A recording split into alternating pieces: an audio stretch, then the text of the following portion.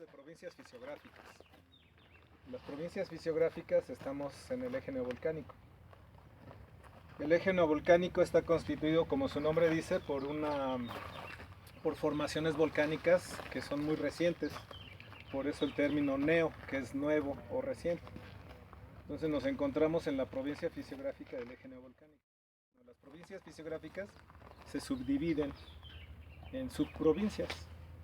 Y entonces, dependiendo de los parteaguas o de las cuencas que se generen, hacemos una subdivisión fisiográfica.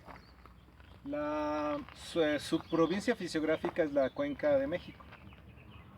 Y la Cuenca de México, bueno, pues también está establecida como una cuenca que era endorreica, que no tenía salida de agua y por eso se hizo el lago.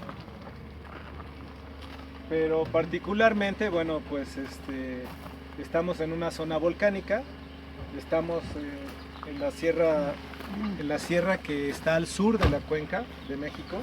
Esa sierra le llamamos la Sierra de Chichinautzin. Entonces estamos en una de las estribaciones de la Sierra de Chichinautzin.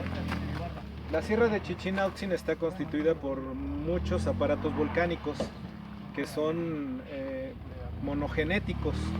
Eso quiere decir que se formaron y se extinguieron, como el Xitle, por ejemplo. Entonces, no quiere decir que sea exclusivamente monogenéticos, también hay de otro tipo, pero la mayor parte de los volcanes que hay aquí son monogenéticos. Y por lo tanto, muchos están constituidos exclusivamente con material piroclástico, o sea, con cenizas, con lapilli, con bombas, con fragmentos.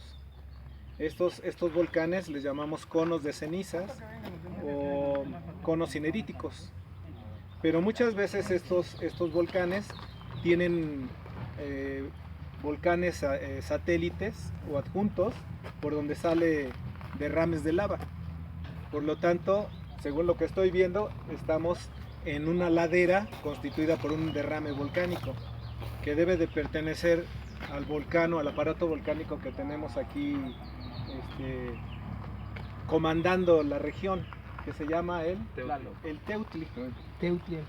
Así que este derrame volcánico es el sustento de donde nos encontramos desde el punto de vista geológico. Generalmente la roca que constituye esos derrames son basaltos, y esa roca se clasifica así por la composición mineralógica. La composición mineralógica de los basaltos, que son generalmente derramados en esta zona, están constituidos de minerales que les llamamos feldespatos.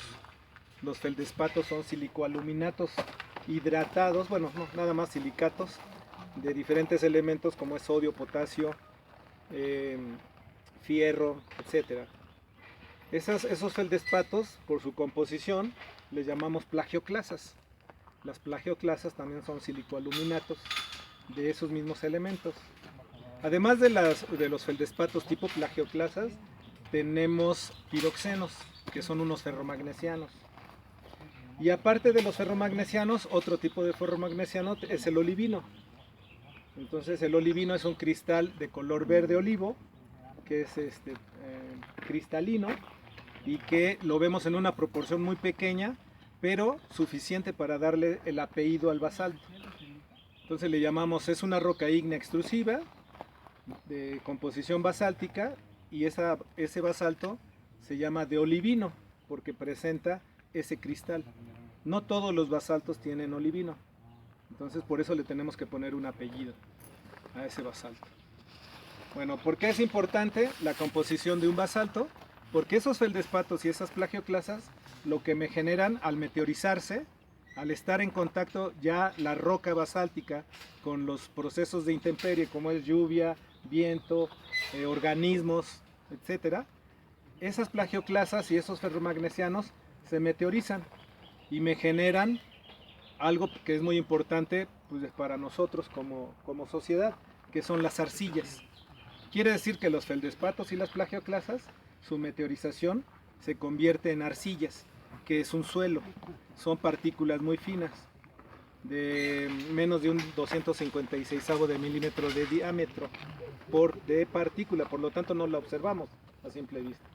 Esas arcillas, como son desde el punto de vista químico, son silicoaluminatos hidratados de sodio, calcio, potasio, magnesio, etcétera, son muy ricos, por lo tanto sustentan a la vegetación, ¿verdad? Y es muy importante la permanencia de esas arcillas en el suelo, porque al fin y al cabo esas arcillas, como son producto de meteorización, les llamamos sedimentos, y nosotros en ingeniería civil le llamamos suelos. Entonces, quien está sustentando aquí las nopaleras son esas arcillas muy ricas desde el punto de vista mineral por el tipo de roca que está siendo meteorizada, erosionada, transportada y depositada. Que la roca es muy competente, tiene una resistencia muy elevada. Podemos hablar de que anda alrededor de 80, entre 80 y unos 200 megapascales de resistencia a la compresión simple. La porosidad es muy elevada, pero esa porosidad la manejamos como porosidad que puede estar interconectada o no. Generalmente la porosidad del basalto, ustedes han visto que es muy porosa, pero esos poros no están conectados. Lo que está conectado ya es el fracturamiento. Una vez que el derrame llega y solidifica, sigue fluyendo por la parte inferior y eso fractura la roca. O el enfriamiento hace que por esfuerzos tensionales se generen fracturas. Esas fracturas obviamente sí están conectadas y por lo tanto toda el agua pluvial que cae sobre esta roca se infiltra rápidamente por esas fisuras. Es lo que nos da que la roca sea porosa, pero lo que hace la permeabilidad son las grandes fisuras. Y en esas fisuras también se acumulan arcillas. Y también en las fisuras es donde crecen los arbustos o los grandes árboles que van también actuando como una cuña dentro de esas fracturas y me van también meteorizando ya la roca. Sin embargo, esta roca es muy joven, ¿verdad? Es un basalto que no tiene algunos miles de años y por lo tanto no ha tenido el tiempo de desarrollar suelo. Es como el de Ciudad Universitaria, que no tiene suelo. Aquí tenemos por las cuestiones meteorológicas, de ambiente, de pendiente, de organismos, tenemos más generación de suelo, pero podemos decir que es una roca muy joven. Estamos en la parte más joven de... Sí, estamos en la parte más joven de la Cuenca de México. La Cuenca de México. Esto fue lo que cerró cuando la cuenca era un valle. Entonces todo el agua de la Cuenca de México drenaba hacia el sur. Cuando sale la sierra de Chichinautzin, con más de 500 volcanes, cierra esa cuenca. Bueno, cierra ese valle y lo convierte, en lugar de que sea una cuenca exorreica con una salida y un valle, es una cuenca endorreica. Al cerrarse ese valle, se forma la cuenca y se forma el lago. El gran lago de Tenochtitlan, de Zumpango, de Chalco, de Xochimilco, ¿no? Era un solo lago. Cuando en época de estiajes bajaba el nivel, no llovía y se convertía ese gran lago, se convertía en 5 lagos. Y por eso tenemos diferencia de depósitos en la cuenca, en la zona del lago tenemos una heterogeneidad porque no siempre se depositaban sedimentos. Además de tener sedimentos desde el tipo de erosión de las partes altas, se iban acumulando, cuando hacía erupción aquí un volcán, las cenizas caían al lago y se iban a depositar junto con las arcillas. Entonces teníamos no solamente sedimentos, sino tenemos también material piroclástico en la zona lacustre. Aparte, como era un lago, pues había organismos, había plantas y animales, peces, ajolotes y una serie de peces.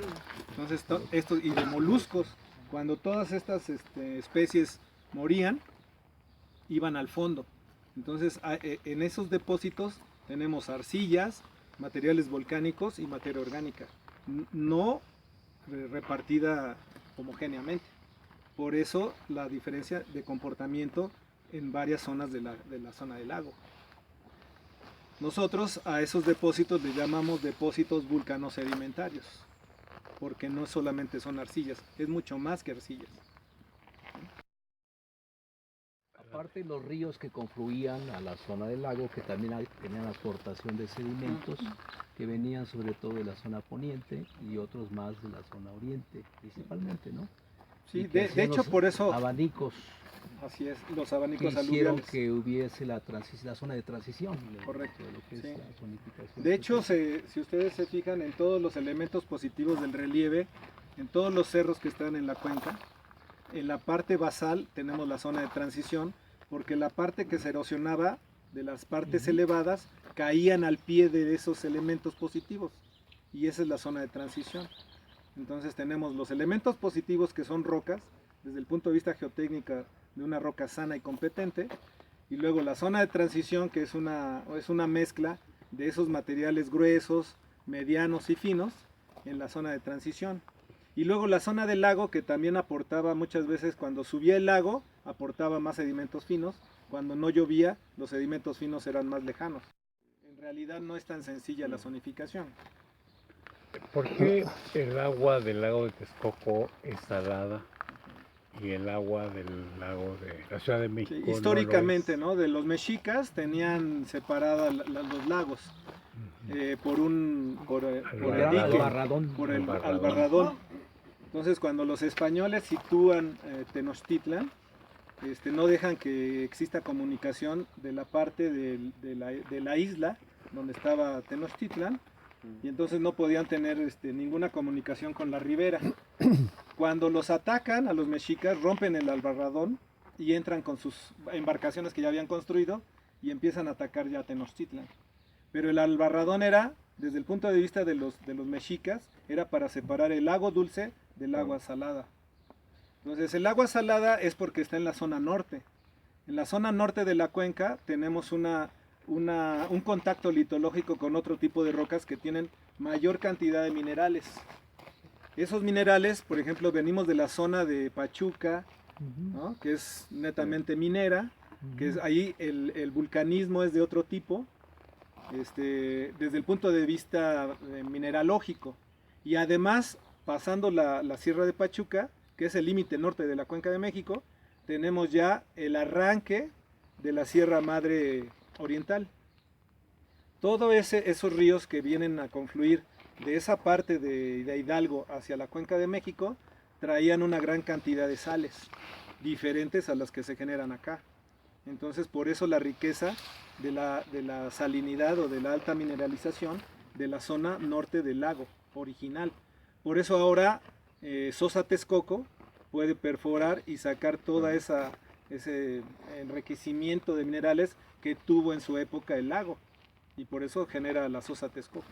Tiene que sacar el agua llena de minerales, lo mete al evaporizador y entonces precipita la sosa. Pero eso era por el tipo de roca.